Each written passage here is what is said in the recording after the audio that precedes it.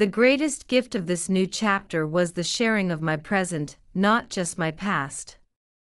He became interested in my life.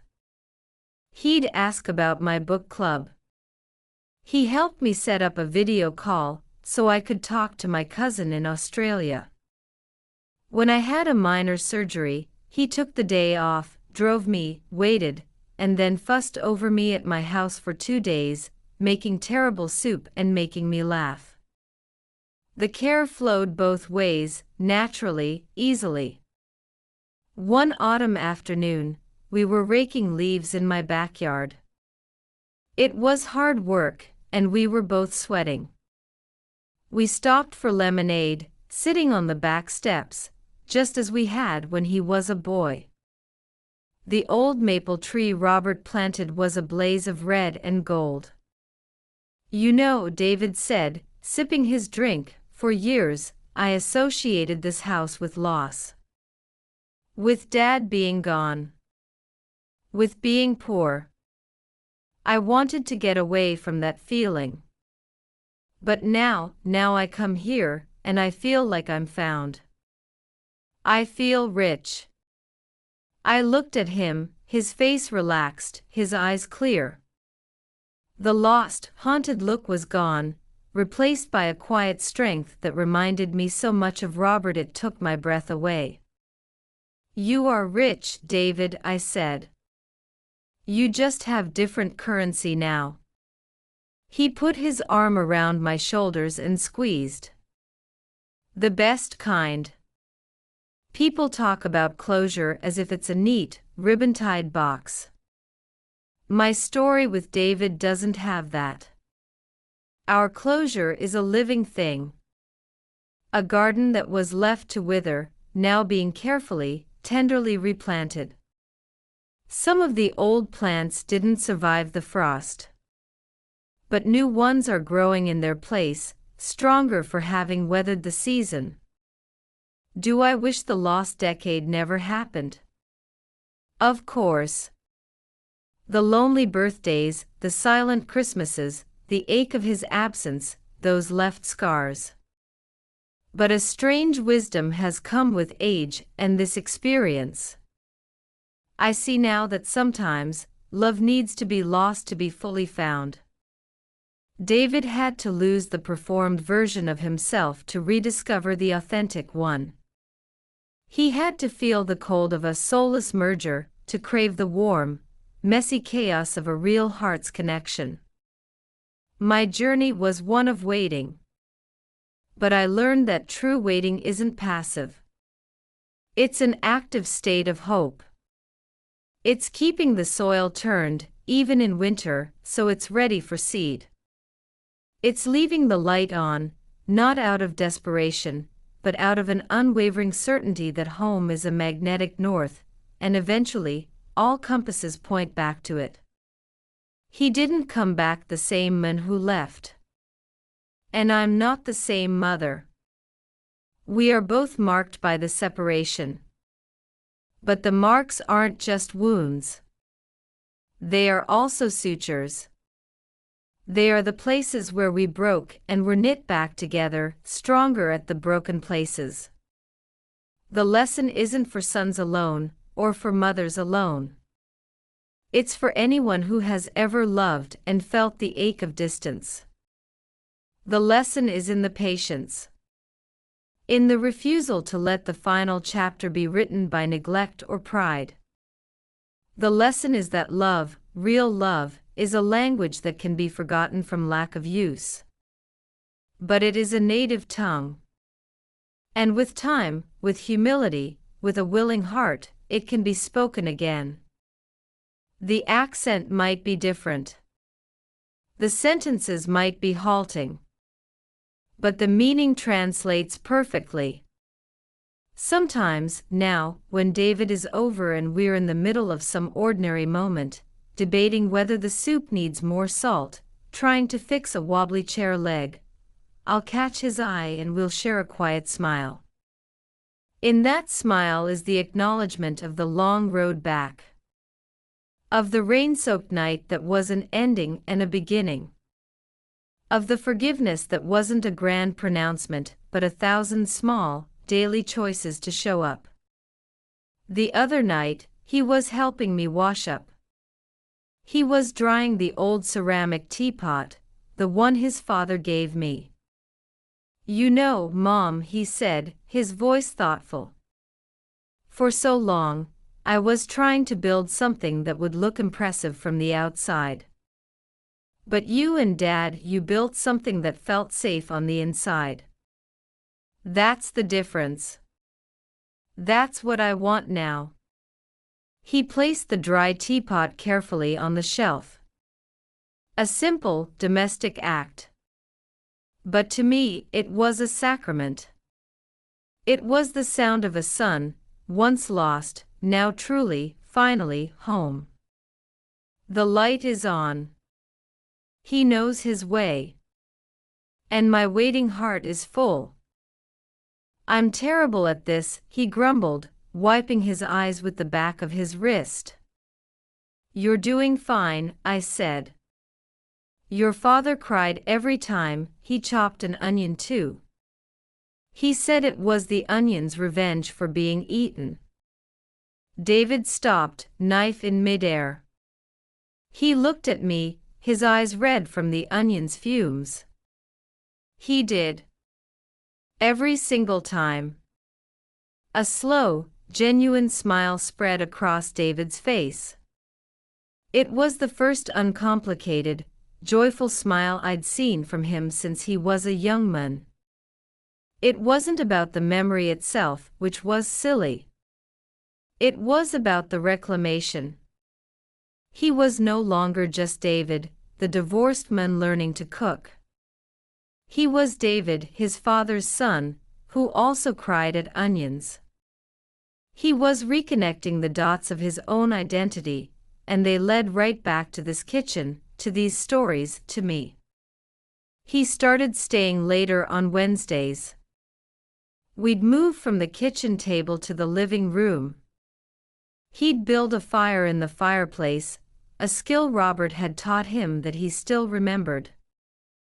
We'd sit with cups of herbal tea, and he'd ask more questions. "Tell me about when I was born. What was Dad like when you first met? Did you ever want to leave this town?" I told him everything. The joyful, the hard, the mundane. I told him about the time Robert spent a month's salary on a necklace for me for our 10th anniversary, and how we ate beans on toast for weeks after, laughing about it. I told him about my own doubts, my fears as a young mother. I showed him myself as a person, not just as Mom, the static figure from his childhood. I became real to him again, in 3 dimensions. And in turn, he started to share his present with me. Not just the divorce, but his hopes, his fears for the future. He talked about maybe changing careers, something more meaningful. He talked about the loneliness of his apartment. He talked about the guilt, a constant, gnawing companion. "I look at you, Mom, so strong, so independent, and I think, I left you alone for all those years. How do you ever forgive that?" "Forgiveness isn't a pass you give, David," I said. "It's a peace you make." I made my peace a long time ago. My love for you wasn't a loan waiting for repayment. It was a gift. You don't owe me for it. You just have to accept that it's still here. That it never left. He was learning to accept it. It was like watching someone who had been starved slowly learn to eat again. Small bites. Chewing carefully. Worried it might be taken away. A year passed. The divorce was finalized. David sold his share of the modern house and bought a small, older condo not far from his work, and more importantly, a 20-minute drive from me. It had character, hardwood floors that creaked, a fireplace that worked, a window seat. He asked for my help decorating. Not with a designer's eye, but with a heart's eye. What would make it feel like a home, Mom? We went to flea markets. We found a solid oak table that needed refinishing. Your father would love this project, I said. He rented a sander and we worked on it together in his garage, covered in dust, laughing. We hung the cracked fishing photo in a place of honor in his living room. He framed the crayon birthday drawing I'd saved all those years and put it on his bookshelf. He started dating, tentatively, a woman named Clara, who was a teacher. The first time he mentioned her, he was nervous. She's different. She's kind. She has a loud laugh. He brought her to meet me for a casual weekend lunch. I was nervous too, my old fears whispering. But Clara was indeed different. She noticed the crayon drawing immediately. "Oh, this is priceless," she exclaimed with a warmth that felt completely genuine. She asked me about my garden. She helped clear the table without being asked. When she laughed, it filled the room. David watched her with a softness in his eyes I hadn't seen since before Sarah. But it was a different softness. Less awe, more contentment. After they left, he called me. "So," he asked, the old question hanging between us.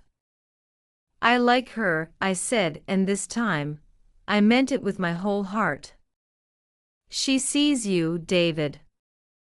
The real you." He was quiet for a moment. "I'm starting to see him again too," he said. "Thanks to you." Our relationship found its new equilibrium. The Wednesday dinners became more flexible, sometimes Tuesday, sometimes Sunday brunch. Sometimes he came alone. Sometimes he brought Clara. The formality was gone. He'd let himself in, calling "Hey Mom" from the hallway. He'd raid my fridge. He'd flop on the sofa and tell me about a frustrating day at work. He became, again, my child in the best way, an adult child who trusted me with his unvarnished self. After that, the Wednesdays began to change. He started asking questions. "How do you get the gravy so rich? Can you teach me how to make Dad's famous pancakes? What was I like, after Dad died? I feel like I've blocked so much of that out." The questions were my doorway back into his life. I answered them, simply, honestly. I showed him how to make a roux. I dug out Robert's stained, handwritten pancake recipe card. And I told him about the years after Robert's death, how quiet he was, how brave he tried to be, how we'd sometimes sit in the dark living room, not talking, just being together in our grief. "I don't remember that," he said, his voice full of wonder. "I remember being sad. But I don't remember just sitting with you. I think I've been running from that feeling ever since." One Wednesday, he arrived looking exhausted. The divorce settlement negotiations were brutal. Sarah's lawyer was aggressive. They were arguing over the valuation of the house, of their investment portfolio. "It's so ugly," he said, pushing his food around his plate. "It's like they're dissecting a corpse and fighting over the organs." And it was our life. I listened. And then I said something I hadn't planned to say. "When your father and I had nothing, we had each other. And that was the only asset that ever mattered. It's the one thing no lawyer can split down the middle. He put his fork down and looked at me, really looked at me. You and Dad, you never had much, did you? No, I said. But we had enough. We had love that wasn't a transaction. It was a foundation. He was quiet for the rest of the meal. But as he was helping with the dishes, he said, I think I built my house on sand, Mom. And you and Dad built yours on rock. I'm just realizing it now, as the tide goes out, and my whole house is washing away. The metaphors were coming easier now. He was starting to make sense of his own story, and in doing so, he was finally seeing mine. As the divorce proceedings dragged on, David's visits became less about escape and more about excavation. He was digging through the rubble of his life, and he kept bringing pieces of it to me, asking me to help him identify what they were. He brought over a box one Saturday. From the house, he said. Just stuff. I didn't know what to do with it. We sat on the living room floor and went through it. It was a time capsule of his life with Sarah, ticket stubs from concerts, a menu from a fancy restaurant in Paris, a dried corsage from some event. It was all so impersonal, so curated. Then, at the bottom, he pulled out a small, framed photo. It was of him and Robert, fishing. They were both smiling, Robert's arm around David's shoulders. The glass was cracked. This was on my office desk, David said, his voice hollow. She said it clashed with the aesthetic. She put it in a drawer. I felt a surge of anger then, hot and sharp. Not just for the photo in the drawer, but for the little boy in the photo whose joy had been deemed aesthetically unpleasing. I took a breath. Your father loved that day. He said you were finally quiet long enough for the fish to bite. David let out a choked laugh that was almost a sob. He traced the crack in the glass with his finger. I let her put him in a drawer, Mom. I let her put you in a drawer. There was no denying it now. He was staring directly at his own complicity. It was brutal, necessary work. Why did you? I asked gently. It was the first time I'd asked for an explanation. He thought for a long time. I think. I was so desperate for that life to be perfect. The life she represented. It was everything Dad and I weren't, educated, polished, powerful. I loved Dad, but I think a part of me was ashamed of the grease under his nails, of this small house, of the fact that we had to budget for a new refrigerator. Sarah's world had no grease. No cracks. No budgets. It was shiny. And I wanted to be shiny, too. So I let her polish away the parts of me that came from here. Including you. The honesty was breathtaking in its cruelty to himself. He wasn't blaming Sarah anymore. He was blaming the version of himself that had made those choices. You know, I said, picking up the cracked photo, your father's hands were dirty because they were useful. They built things. They fixed things. They held us. There's no shame in honest work, David. Or in a love that shows its age. He nodded, tears streaming silently down his face. He didn't wipe them away. Another turning point came with the physical act of cooking. He had mastered pancakes and was moving on to more complex dishes. One evening, he was chopping an onion, his technique clumsy. The onion was making him cry. "I forgot you," he said, the words barely audible. "I got so busy building that other life, I let you become a task on my to-do list. Call Mom. I scheduled my love for you. And now that it's all gone, I'm so ashamed. I'm so lost. And I came here because I don't know who I am if I'm not her husband, or the successful guy in the corner office. But I think, I hope, I might still be your son." There it was. The core of it. Not just a need for shelter, but a desperate, groping search for identity. He had lost every marker of who he thought he was, and in the terrifying blankness, the oldest marker of all surfaced: son. I finally reached over. I didn't hug him.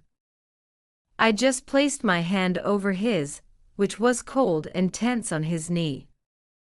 My skin was wrinkled, dotted with age spots. His was smooth, manicured. A lifetime apart in that simple touch.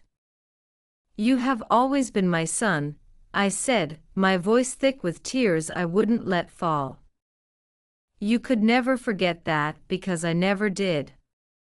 That title doesn't expire. Even when you're not acting the part, the role is still yours." He turned his hand over and gripped mine, his grip desperate, clinging. And he began to cry again, but this time it was quieter. A release. The first thaw. He stayed in the guest room that night, the one that had been his as a teenager. The posters were long gone, replaced by a spare bed and my sewing machine, but the faint glow-in-the-dark stars were still stuck to the ceiling. I lay in my own bed, listening to the unfamiliar sound of another person breathing in my house. The sound of life. Of broken, hopeful, complicated life returning. I didn't sleep. I stared at the ceiling and felt a wild, terrifying mix of emotions: profound pity for his pain, a fierce, maternal protectiveness I thought had atrophied, and deep, deep beneath it all, a tiny, fragile spark of something I dared not name. Something that felt like a second chance. The next morning was awkward, fragile. He emerged from the guest room, dressed in yesterday's rumpled clothes, looking young and vulnerable. We moved around each other in the kitchen with a polite caution, like two people who have just survived an earthquake and aren't sure if the ground is stable. "Sleep okay?" I asked, scrambling eggs. "A bit," he mumbled, pouring coffee. "Your guest bed is comfortable." It was a ridiculous, formal exchange. We were mother and son, and we were strangers. He stayed for 3 days. He helped me with small things, changing a light bulb I couldn't reach, carrying my grocery bags in. The actions were stiff, performed out of a sense of duty, but they were a start. We didn't talk much about the divorce. We talked about the garden. About the neighbor's new dog. Safe, neutral topics. It was as if the raw confession of the first night had used up all our emotional currency, and we had to earn more through the quiet accumulation of ordinary moments. When he left to go back to his empty apartment and face the logistics of his dismantled life, he hugged me at the door. A real hug, not the sideways, pat-on-the-back hug of recent years. He held on for a long moment. "Thank you, Mom," he whispered into my hair. "Anytime, David. My door is always open." And I knew he heard the truth in it this time. That was the beginning of a new, fragile rhythm. He didn't move back in, but he started coming over every Wednesday night for dinner. It was his idea. A standing appointment, he'd said, trying for a joke that fell a little flat. But we kept it. The first few Wednesdays were stilted. I'd cook. He'd arrive with a bottle of wine. We'd eat. The conversation would ping-pong from his work, the one stable thing left, to the weather, before faltering into silence. The ghost of Sarah, the ghost of our lost decade, sat at the table with us.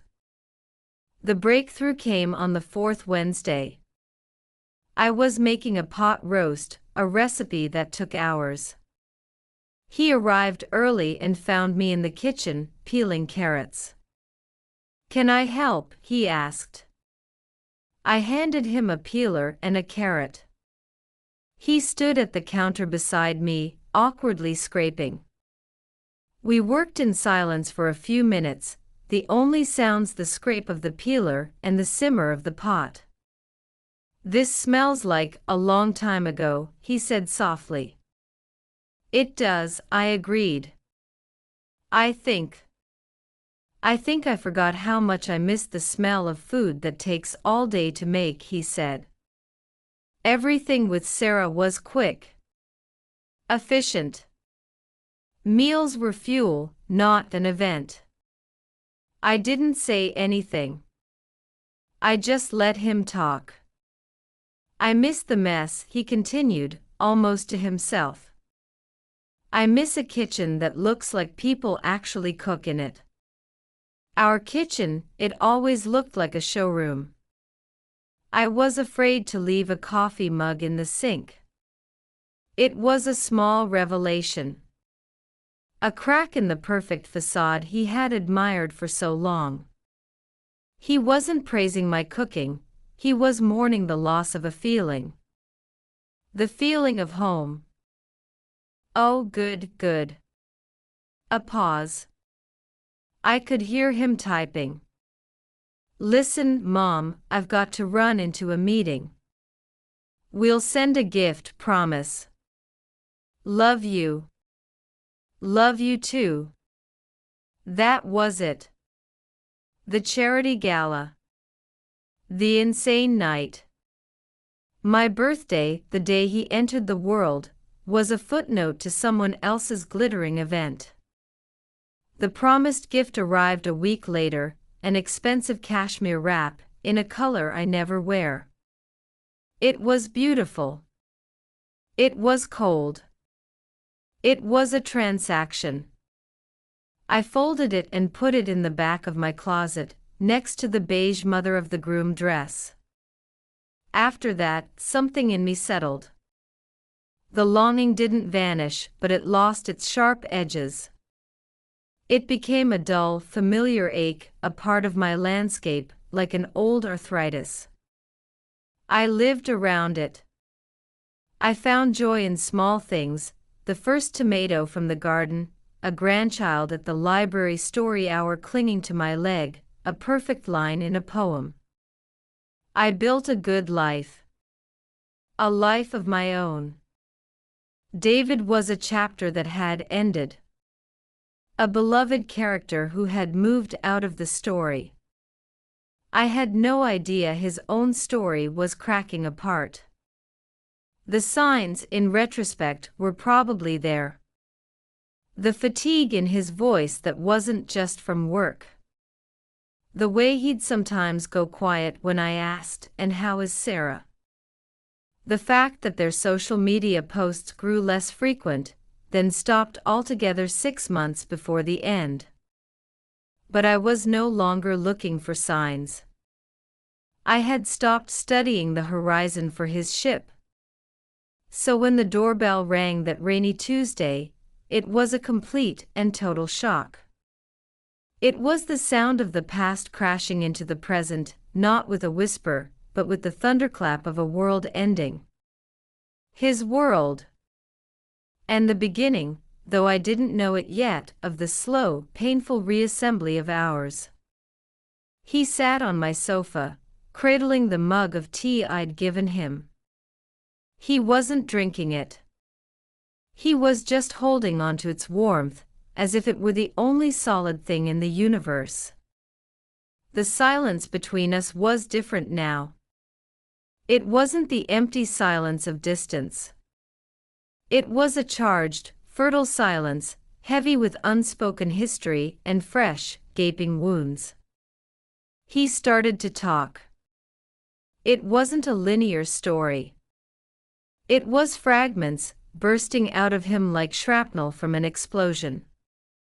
She'd been unhappy for a long time. I thought it was work stress.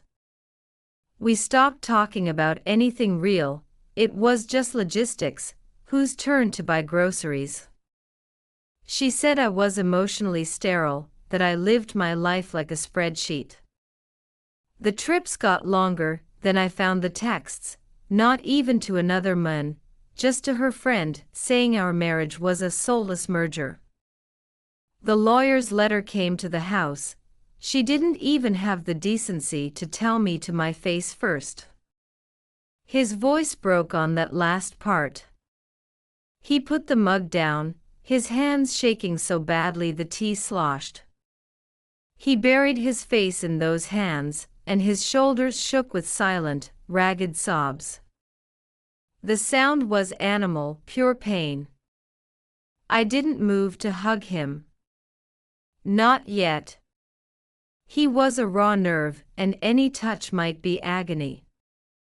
I just sat beside him, a steady presence in the storm.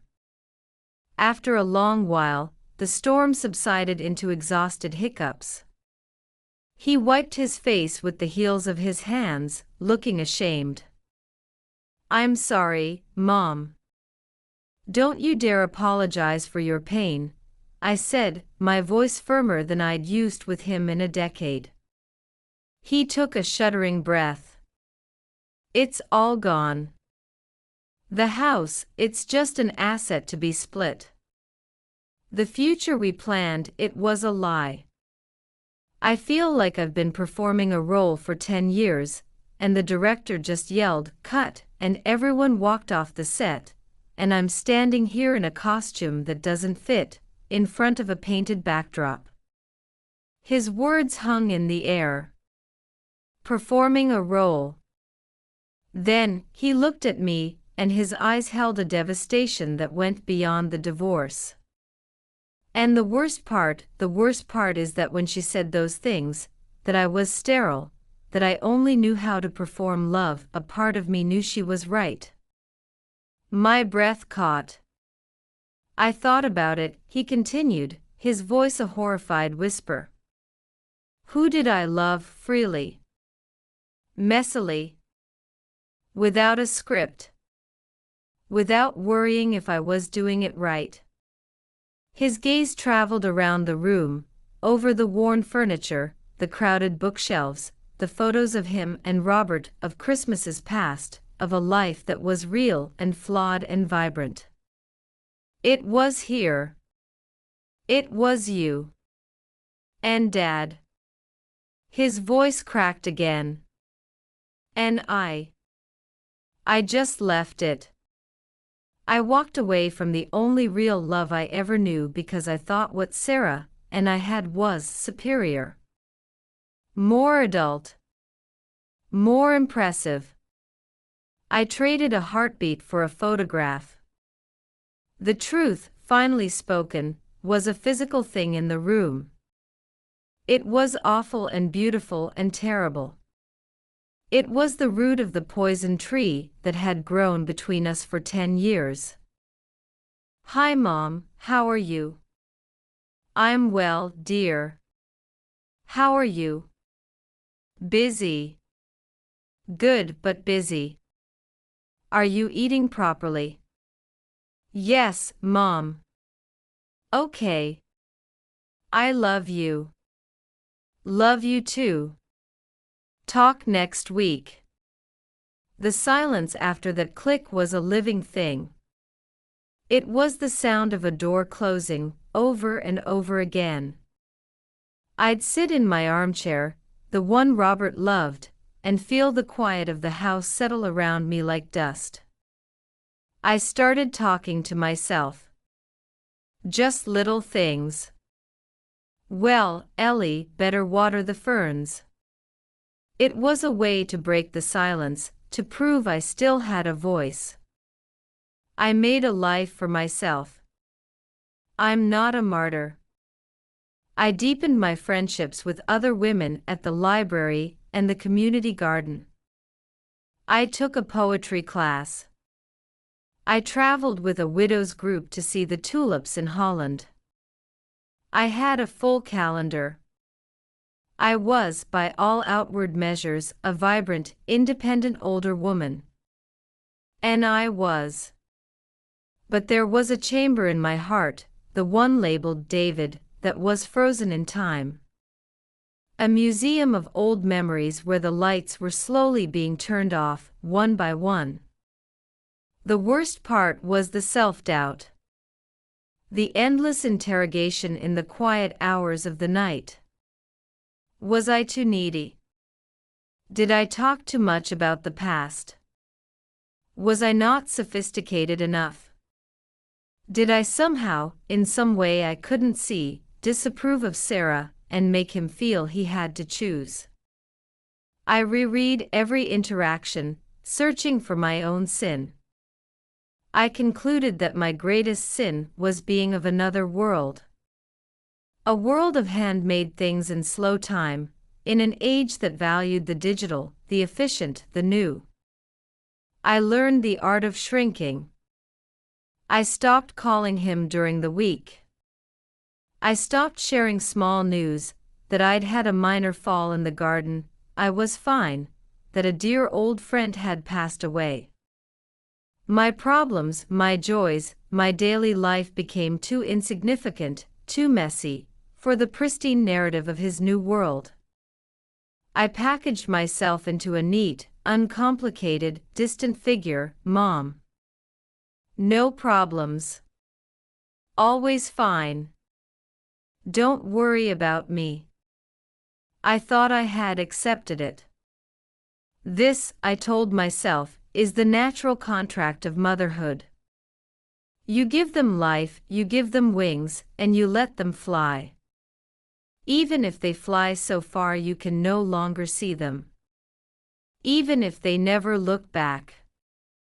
You learn to love the empty sky where they used to be. But acceptance is not the same as peace. Acceptance is a cold blanket. It keeps you from freezing, but it doesn't warm you. I was wrapped in that blanket for years, until the night the rain came, and with it my drowned, broken son, returning to a shore he had long since abandoned. The change wasn't a single event. It was a season. A long, dry season where the phone calls began to stretch from weekly to bi-weekly, to I'm just swamped, Mom, I'll call you soon. The soon would be another 2 weeks. His voice on the rare calls was distant, preoccupied. I'd hear the clicking of a keyboard in the background. Sorry, just dealing with an email, he'd say. Sarah's career was skyrocketing. She took a high-profile position that required frequent travel to the West Coast. David, it seemed, was holding down the fort. Their social media, a world I observed from a distance, like watching a play through a distant window, showed a life of glamour. Fancy dinners, gallery openings, mountain hikes. They were always smiling, a beautiful, successful unit. My occasional comments, looks beautiful, or so proud of you, would get a heart emoji in reply. From him. Never from her. I convinced myself he was happy. The pictures told me so. And if his happiness required my silence, my absence, then so be it. My love became entirely passive, a lighthouse sending out a beam across an empty sea, not expecting any ship to ever need its guidance again. Then, my 70th birthday arrived. It wasn't a milestone I was dreading. I'd made plans with my girlfriends for a nice lunch. But a small, stubborn part of my heart hoped. Hoped for a phone call that was more than 2 minutes. Hoped for a card that said something more than "Happy Birthday, love David and Sarah." Maybe, just maybe, a visit. The day came. My friends and I had a lovely time. I came home, feeling pleasantly tired. The house was quiet. There was no message on the machine. My phone showed no missed calls. As evening fell, that small, hopeful part of me shriveled and went dark. I made myself a cup of tea and sat in the silence. I didn't cry. I just felt a final, quiet click like a lock turning. This was it. This was my life now. I released him. Not in anger but in a profound, weary surrender. The next afternoon, my phone rang. It was David. "Hi, Mom. Happy birthday for yesterday." His voice was breezy. "Thank you, dear. Sorry I missed calling. We were at this charity gala for Sarah's firm all night. It was insane. You should have seen it. I'm sure it was lovely." "Yeah.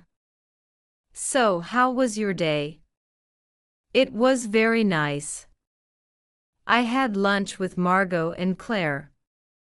Conversation was a minefield. She talked about internships, about political theory, about the importance of a streamlined lifestyle. I talked about the garden, about my part-time job at the local library, about memories of David as a boy. Our words bounced off each other, failing to connect. David sat between us, a nervous conductor, trying to orchestrate harmony where none existed. He laughed a little too loudly at her jokes. He finished her sentences. He watched her face for cues, for approval. When they left, he hugged me tight. "So, what did you think?" "She's very impressive, David," I said, and it was the truth. He beamed, hearing only the positive. "Isn't she? I'm so glad you liked her." I hadn't said I liked her. I'd said she was impressive. But in his euphoria, the distinction was lost. That night, as I washed the dishes from the meal she'd barely touched, I felt the first, icy trickle of loneliness. It was the loneliness of seeing a future where you might not have a seat at the table. I told myself I was being selfish, jealous. A good mother makes room. So I vowed to make all the room in the world. The engagement was a whirlwind. The wedding was a masterpiece of planning, held in a sleek art gallery downtown. Sarah's family paid for most of it. They were generous, but their generosity came with an unspoken authority. Every detail was curated, from the minimalist floral arrangements to the boutique caterers. My suggestions, a reading Robert loved, the song from our first dance, were gently, firmly sidelined. "We're trying to keep it more modern, Ellie," David would say, avoiding my eyes. My role was to wear the beige mother of the groom dress Sarah's mother helped select and to smile. I smiled until my cheeks ached. When I saw my son at the altar, his face radiant, my heart overflowed. This was his day. His happiness was all that mattered. I pushed the tiny voice that whispered, "You are a guest here," deep, deep down. They bought a house. A stunning, modern box of glass and steel, an hour's drive away in a new development. It was the polar opposite of my warm, cluttered home. When you walked in, you felt you should whisper. Everything was shades of gray and white. There were no books stacked on tables, no shoes kicked off by the door, no fingerprints on the stainless steel refrigerator. It was a show home. A beautiful, empty stage. My visits were planned like diplomatic missions. I would call a week in advance. Would next Saturday afternoon be convenient for a visit? I'd bring a gift, a potted orchid, a nice olive oil. I'd arrive precisely on time. We'd sit in the vast living room, on a sofa so low and sleek it was a struggle to get out of. Conversation was a series of reports. "Work is insane, but good," David would say. "We're thinking of hiking in Patagonia next year," Sarah would add. "The gardenias are blooming beautifully," I'd offer. They'd nod, smile. A pause would stretch. I'd sip my water, which always had a precise slice of lemon in it. I tried to find my footing. One visit, I offered to help Sarah cook dinner. She smiled tightly. "Oh, everything is pre-prepped, Ellie. The recipe is very specific." "But thank you." I was shooed gently from her gleaming kitchen. Another time, I brought over a box of David's old childhood things, report cards, his first baseball mitt, the crooked birdhouse. "Maybe for a future nursery," I'd suggested hesitantly. Sarah looked at the box as if it might contain vermin. "We're not really clutter people," she said. David later asked if I could just keep the box at my place for now. The language in my own son's mouth began to change. It was subtle at first. "I'll have to check with Sarah. Sarah and I feel that. We've decided." The "we" was a fortress wall, and I was on the outside. I was no longer Mom, a part of him, but your mother, a separate entity belonging solely to David. Sarah would say, "David, have you congratulated your mother on her library volunteer award?" The phrase was polite, but it built a shelf and put me on it. Holidays were the most painful orchestration. The first Thanksgiving after the wedding, I was told Sarah's parents were flying in. "It's only fair, Mom," David said on the phone, his voice edged with a defensiveness that hurt more than the news. "They're coming so far. We'll do a special lunch with you the weekend after." The weekend after lunch was at a noisy brunch place. David checked his phone 7 times. Sarah talked about Black Friday sales. I went home and cried, not just because I was alone, but because the tradition, Robert's blessing, the chaos of cooking together, the familiar jokes, was gone, erased without a second thought. The phone calls became the starkest symbol of our new distance. Every Sunday, like clockwork, at 7 p.m. It felt less like a conversation and more like a system check. David was our late-in-life miracle. After years of hoping and heartache, he arrived, a squalling, perfect bundle who changed the very air we breathed. He was a curious, gentle soul from the start. He'd spend hours watching spiders spin webs in the garden corner, his nose almost pressed to the glass.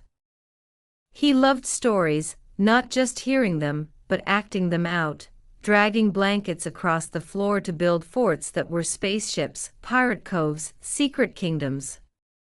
Robert was his playmate, his builder, his quiet strength.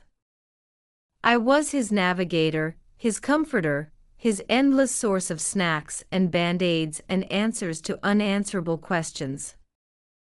Mom, why is the sky blue? Mom, where does the wind go when it stops? Mom, if I think really hard, can I make myself invisible? Our world was small, and it was complete. We camped in the backyard, the stars seeming close enough to pluck like grapes. We had pancake breakfasts every Saturday, David perched on the counter, supervising.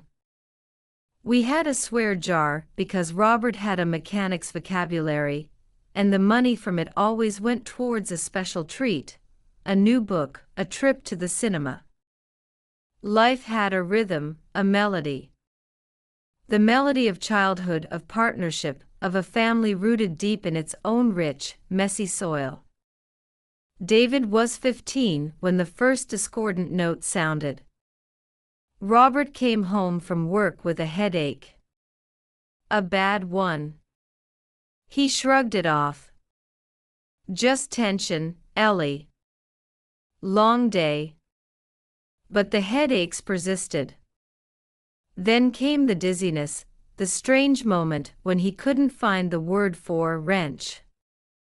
Our family doctor sent us for scans. The world, in the way it does in such moments, shrank to the size of a waiting room chair, the texture of a cheap magazine page, the terrifying, antiseptic smell of a hospital corridor. A brain tumor. Inoperable. The words were like stones dropped into the still pond of our lives, and the ripples shattered everything. The next 2 years were a twilight time. A slow, cruel fading. Robert, my strong, quiet Robert, became frail, confused, dependent. David, on the cusp of manhood, had to watch his hero diminish. He stepped up in ways that broke my heart with pride. He'd help me get his father to the bathroom. He'd read the sports section to him, even though Robert's eyes often didn't seem to focus on the page. We became a team of caretakers, our laughter replaced by a determined, tender efficiency.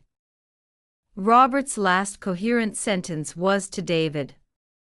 He'd been mostly silent for days, but he gripped David's hand, looked straight into his son's tear-filled eyes, and rasped, "You look after your mother.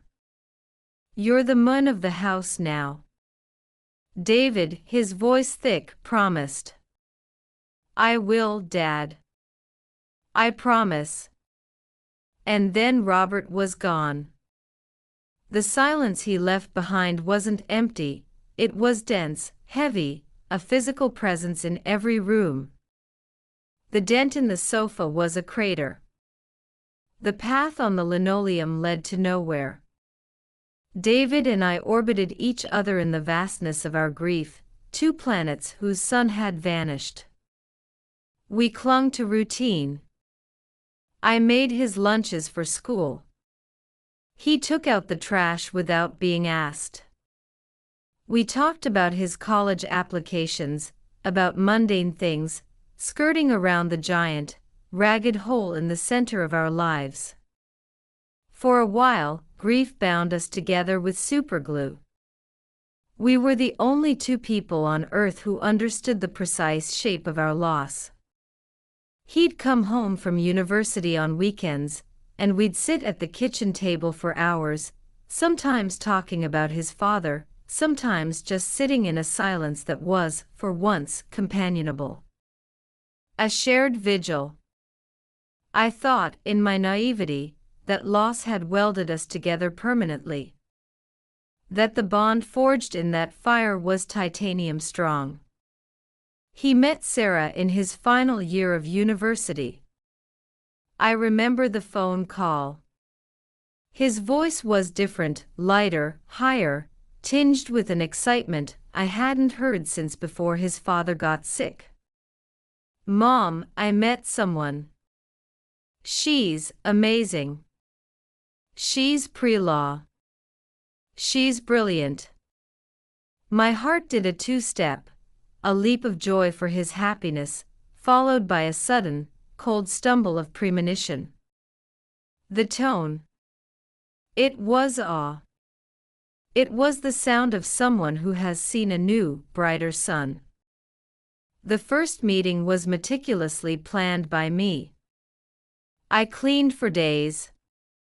I cooked his favorite foods and asked him about hers. She likes kale salads, Mom. And quinoa. I had to look up how to cook quinoa. I made a kale salad that sat mostly untouched on her plate. Sarah was, as promised, brilliant. And beautiful in a sharp, polished way. Her handshake was firm, her smile precise. She complimented our home, calling it cozy and full of character, but her eyes, as they swept over Robert's hand-built bookshelves, the family photos in mismatched frames, the crocheted blanket on the back of the sofa, held a polite, clinical curiosity. Like an anthropologist studying an interesting but primitive culture.